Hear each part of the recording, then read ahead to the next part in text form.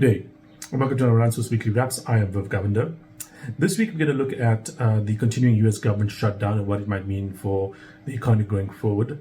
Then we look at what's been happening with regards to gold and the other precious metals out there, and just how important they've been for the South African market over the last few months, year plus actually. In the AI segment, we're going to have a look at Sora 2, why I think it's important in ways that you may not immediately understand. And then we're also going to look at some of these circular deals being done between OpenAI, NVIDIA, XAI, etc., which on the face of it may indicate a bit of a bubble, but also could have some underlying reasons as to why these companies are doing what they're doing. So, the US shutdown. You guys know the shutdown is carrying on. Right now, as I speak to you, the shutdown basically, people are still predicting it continues for a bit longer. The estimates for the length of the shutdown went from about 9 days to in excess of 20 days of the period of last week or so.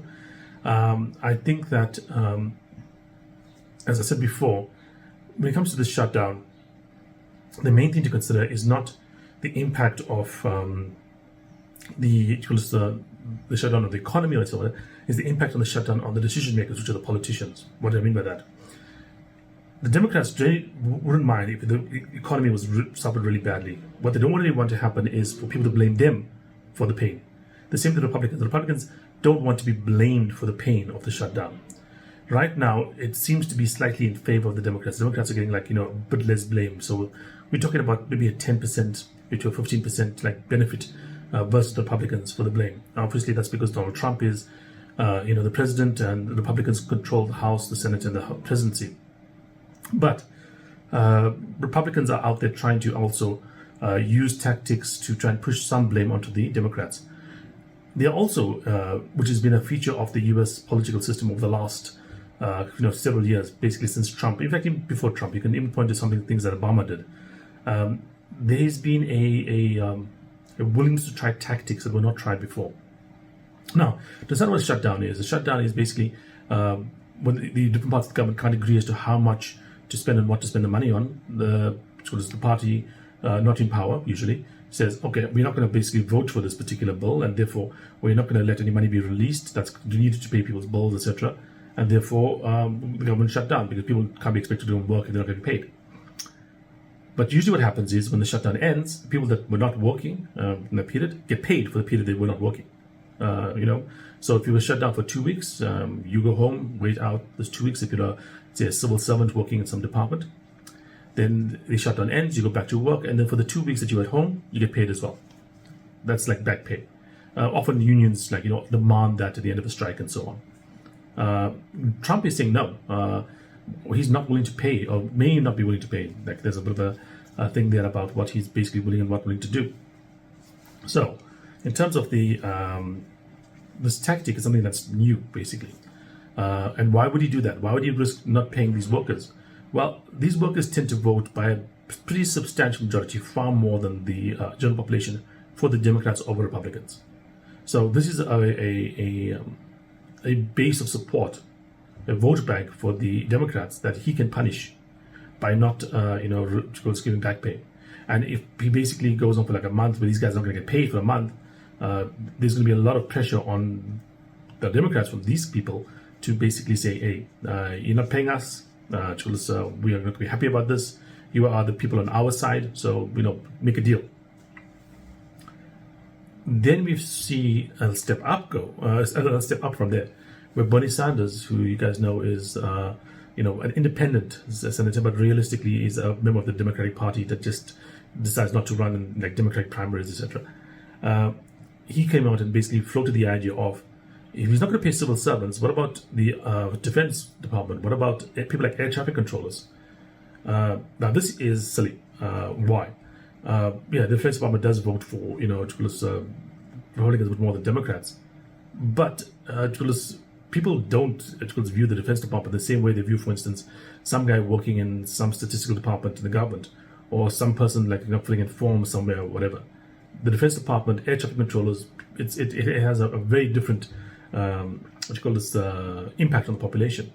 If you're the people that basically cause those guys to basically not be paid or to go off the job or something, the knock-on effect would be much greater than just basically where you have some person at the Department of Agriculture not being paid and not going to work for a couple of weeks.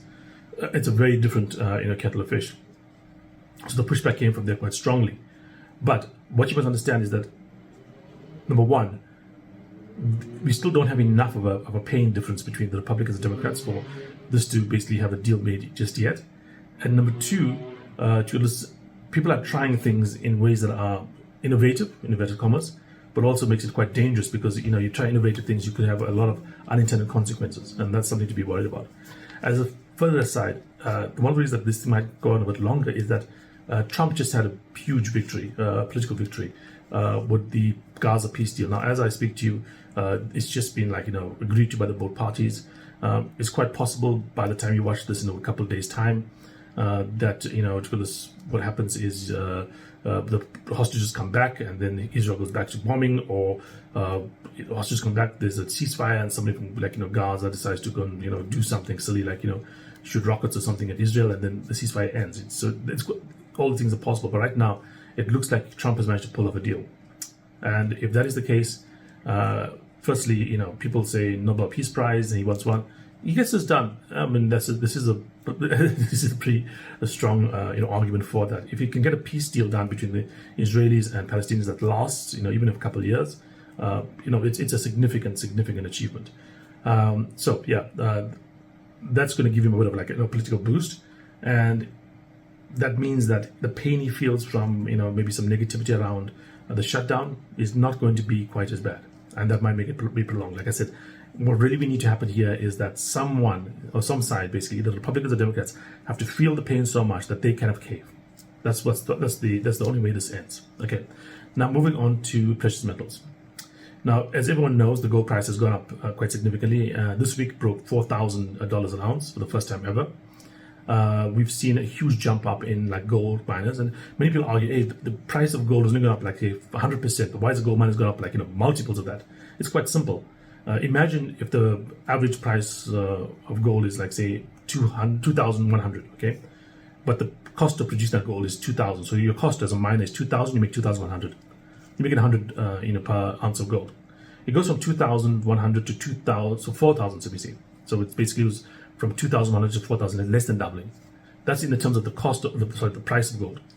Your costs stay the same, effectively, probably. So it's about, say, 2,000. But your profit goes from 100 to 2,000. So you're basically going up 19 times in terms of profitability, as opposed to just looking at the price of gold going up, say, less than 2 times. So gold goes from 2,100 to 4,000. The price of gold is increased by less than double, but the profit of a company that has a cost of 2,000 is only making 1,000 at 2,100. Now is making 2,000 at 4,000 an ounce. Their profitability has gone from 100 to 2,000. That's 19 times more, or 20 times more. So do you see that when we see commodity prices increase, even if the increase may only be 10-20%, the impact on profitability could be significantly more than that. In fact, will be significantly more than that, because every company has some cost involved in it. So we've seen the gold mines go up dramatically, but we also have seen platinum prices go up dramatically as well.